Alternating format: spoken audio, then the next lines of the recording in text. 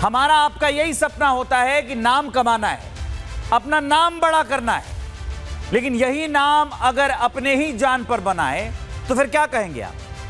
हम बात कर रहे हैं फेमस यूट्यूबर एल्विश यादव पर हुए फायरिंग की। लेकिन क्या एल्विश यादव पर फायरिंग की खबर की वजह सिर्फ नाम है और कुछ नहीं है?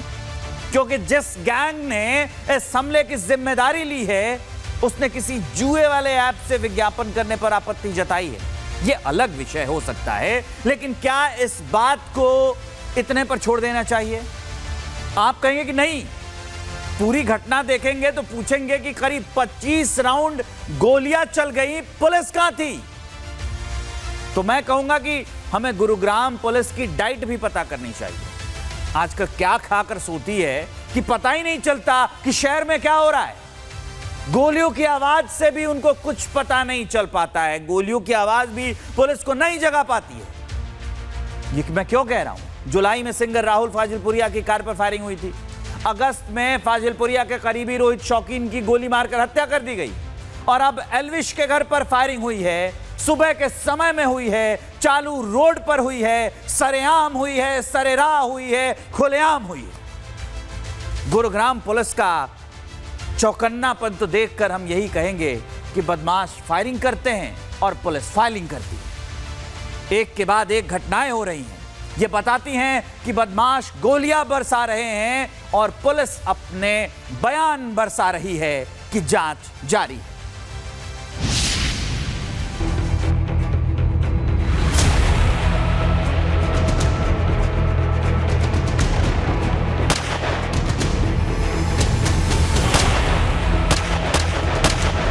बिग बॉस विनर और social media influencer Elvish Yadav ने जितना नाम और शोहरत कमाया, अपनी हरकतों की वजह से उससे ज्यादा दुश्मन बना लिए। एल्विश कभी अपने जूनियर सोशल मीडिया इन्फ्लुएंसर के साथ मारपीट करते दिखे, तो कभी उन पर रेव पार्टी में सांपों के जहर की तस्करी के आरोप लगे।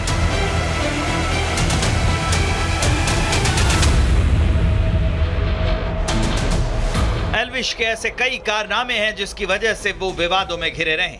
लेकिन अब एल्विश यादव गैंगस्टर्स के निशाने पर हैं। गुरुग्राम स्थित उनके आवास पर 3 बदमाशों ने करीब 20 से 25 राउंड फायरिंग की।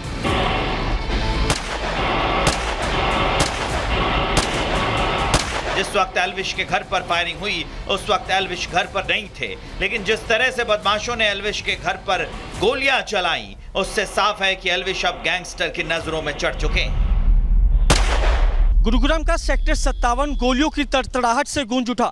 आज सुबह 5:30 बजे के आसपास 3 हमलावरों ने एल्विश यादव के घर पे ताबड़तोड़ फायरिंग कर दी और बहुत ही आसानी से वारदात को अंजाम देने के बाद हमलावर फरार हो जाते हैं। उस वक्त घर के बाहर कोई भी शख्स मौजूद नहीं था, जिससे गनीमत रही कि कोई भी शख्स जो है इस पूरे इंसिडेंट में घायल नहीं हुआ है। लेकिन आगे की ऊपर की तस्वीर दिखाना चाहूँ तो छोटे छोटे जो आपके बुलेट के जो मार्क्स हैं वो यहाँ पर नजर आ रहे हैं। और पुलिस सूत्रों के मुताबिक बताया जा रहा है कि 1 दर्जन से ज़्यादा गोलियां जो हैं एल्विश यादव के घर पर चलाई गई हैं। हालांकि अब सोशल मीडिया पे भाऊ गैंग ने इस हमले की जिम्मेदारी ली है। एल्विश के घर फायरिंग कराने की जिम्मेदारी गैंगस्टर हिमांशु भाऊ ने ली।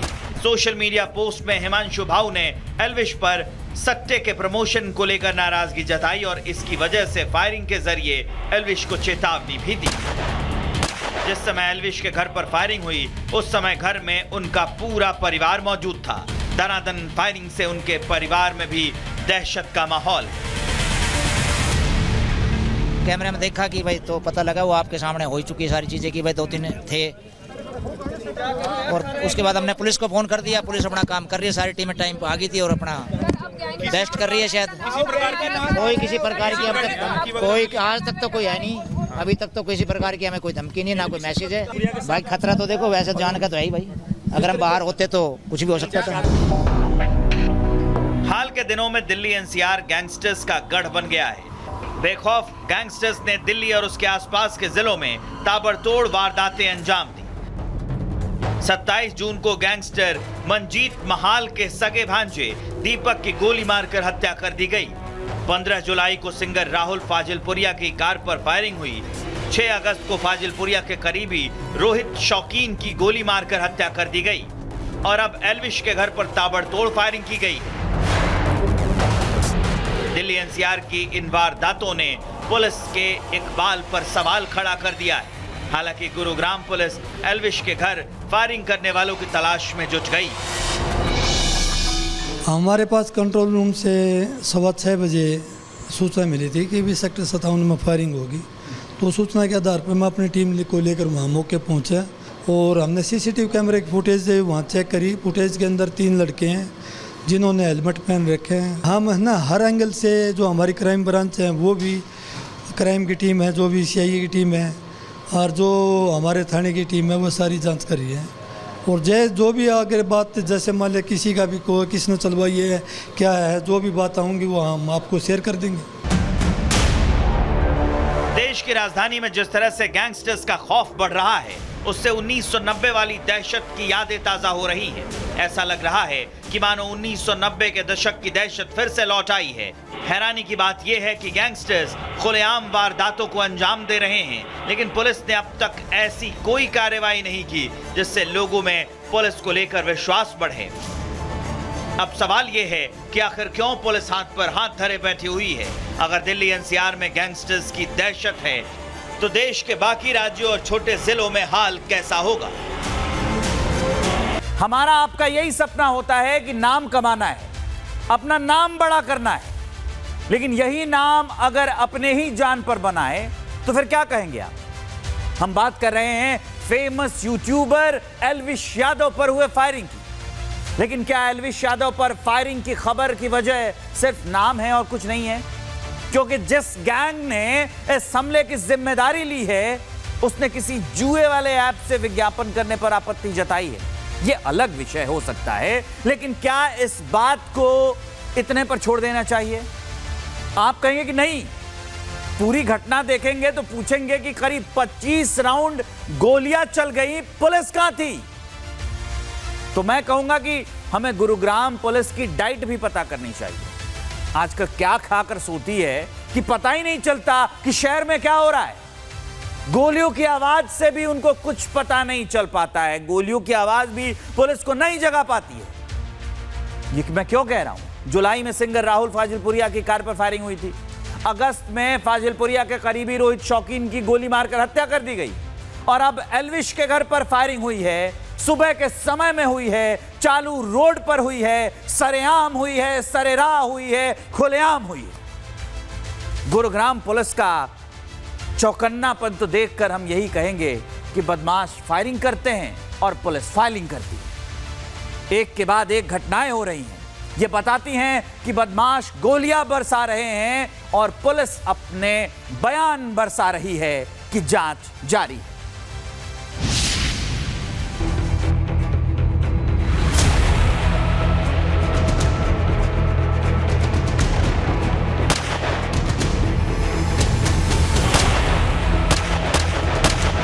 बिग बॉस विनर और social media influencer Elvish Yadav ने जितना नाम और शोहरत कमाया, अपनी हरकतों की वजह से उससे ज्यादा दुश्मन बना लिए। एल्विश कभी अपने जूनियर सोशल मीडिया इन्फ्लुएंसर के साथ मारपीट करते दिखे, तो कभी उन पर रेव पार्टी में सांपों के जहर की तस्करी के आरोप लगे।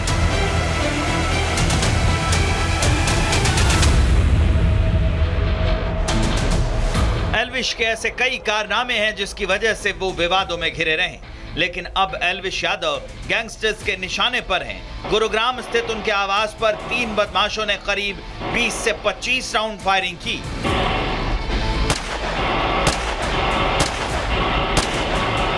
जिस वक्त एल्विश के घर पर फायरिंग हुई उस वक्त एल्विश घर पर नहीं थे, लेकिन जिस तरह से बदमाशों ने एल्विश के घर पर गोलियां चलाई उससे साफ है कि एल्विश अब गैंगस्टर की नजरों में चढ़ चुके हैं। गुरुग्राम का सेक्टर 57 गोलियों की तड़तड़ाहट से गूंज उठा।